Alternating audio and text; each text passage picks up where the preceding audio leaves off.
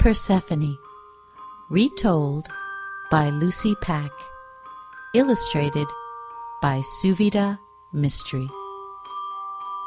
There was once a time, before the seasons existed, that every day was a beautiful, sunshiny day. Flowers were always in bloom, fresh fruit and vegetables were always growing, and children could play outside whenever they pleased. One of these children, who so loved the outdoors, was named Persephone. Little did she know she would be the one to change this perfection forever. Persephone's mother, Demeter, was the goddess of the harvest, and the only thing Demeter protected more than her harvest was Persephone.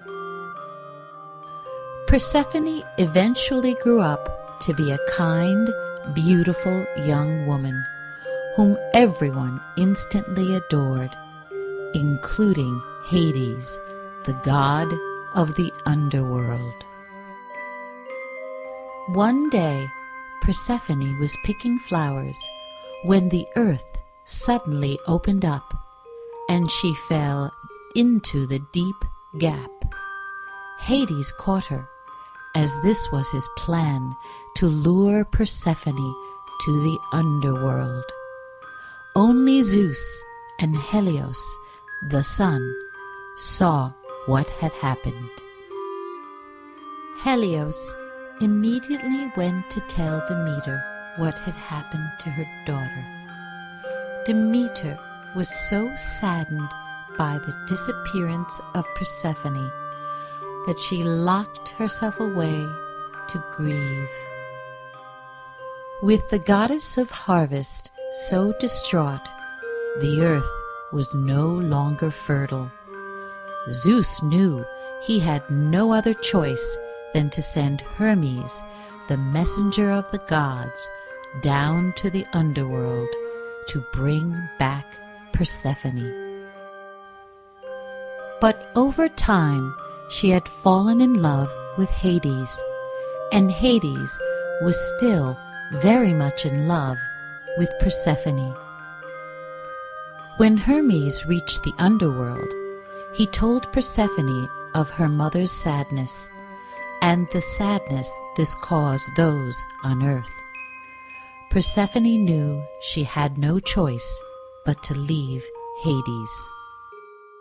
Hades did not want Persephone to go, so just before she left, he asked her to share a pomegranate as a final memory together. Persephone did not know this, but every time she ate a pomegranate seed, she bound herself to another month in the underworld. As it turned out, she had eaten enough seeds so that she would have to spend 1/3 of every year with Hades. Eventually, this time of year, when Persephone returned to Hades, became known as winter, for Demeter once again locked herself away in sadness, and the earth was no longer fertile. Upon Persephone's return, Demeter was always so happy that the earth began to bloom again, and for a short time returned to the way it was before the seasons existed.